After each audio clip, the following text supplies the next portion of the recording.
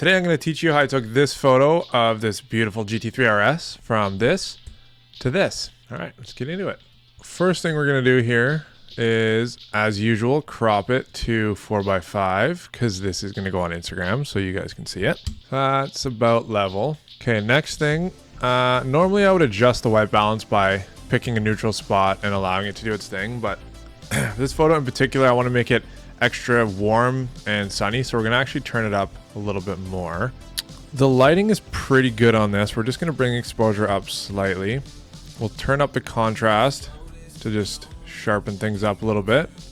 We're going to take the vibrance and turn it down about 35%, and then the saturation is going to go up about the same. And you see, it just gives it a little bit more vibrance without being too vibrant. Like, it balances out the vibrance and saturation very nicely. Next, we're going to select the subject. It's kind of tough with all that light, so obviously it didn't pick up this side, so we're just going to select the brush and add to that selection a little bit. We'll turn up the exposure, not too much. We don't want to overdo this because obviously the back of the car is in the shadows, so if we turn up the exposure too much, it won't have that natural look to it, because shadows aren't supposed to be bright. That's just not how that works. So exposure and shadows are going to slightly come up, but we're going to turn down the highlights and the blacks, so it looks more like that. And then we're going to turn the white up a little bit just to give it a little bit of extra pop. Okay, and then we'll come down and we'll add some clarity and texture to it as usual, just to separate it from the rest of the image. I'm actually pretty happy with it. So what we're going to do, right click, we'll go edit in Photoshop, and then we'll edit it with a copy of the Lightroom adjustments so we don't have to do that all over again. Garbage can, this light, maybe this line, and then we'll allow your focus to rest solely on the car itself. Oh, my computer is slow as a motherfucker. Ugh. Okay, there we go. Okay, so when you get into Photoshop, I'll just teach you some shortcuts that I use. J and L. Whatever you go over with it, it will then delete. L allows you to be a little bit more specific with what you choose to cut. So here you can actually create lines around it, right? And then you come to full circle, you'll see that circle next to the little lasso appear. When you see that, that's when you click and it creates the subject. Now we're going to go generative fill. Generate. You don't have to give it a prompt because it knows by default if you circle something and hit generate, it will try and take that selection and make it look as natural as possible for what it thinks should be there. So you see that, like, you'd never know there was a garbage can there. Okay, so for this one here, same idea. We'll just choose that. Generative fill, generate. Sweet.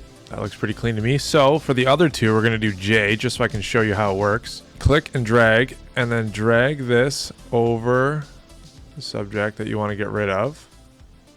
Oh yeah, you have to choose the background, otherwise that doesn't work. So click, drag,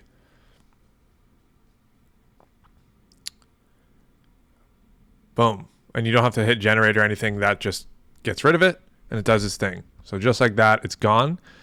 I'll teach you a little secret. If you hold shift and then you click again, it automatically creates a straight line and gets rid of it for you. So click, go over here, hold shift, click again, boom. Now we hit Command S. See, it's saving down here. It will bring it into Lightroom. And now you see this beautifully edited image goes from this to being a lot cleaner with something like this, right? So now we go from the image looking like this, which is obviously a great picture to begin with. It's really cool. The lighting worked out really nicely, but this just allows you to focus on the 3RS. So one more thing I'm going to do to just bring a little bit more focus to the subject. We'll go here, and as usual, we'll do linear gradients. So down from the bottom and up, and that's already in the shadow, so that could be a little darker. We don't want to overdo it, obviously, but we want the subject to be there. We'll click, do it again on the top. And I don't want to go into this area because that's supposed to be bright, but this will allow it to just kind of take away from the trees a little bit. And you know what? I'm actually going to turn down the exposure very, very slightly. There we go. See, now the shadows look a lot more natural. Boom. Okay, so now you know how to go from something like that to that. Let me know in the comments what you want to learn next. I'm going to be doing lots of these videos. I want to help you guys get better at this, so let me know what you want to learn next. I'll teach you.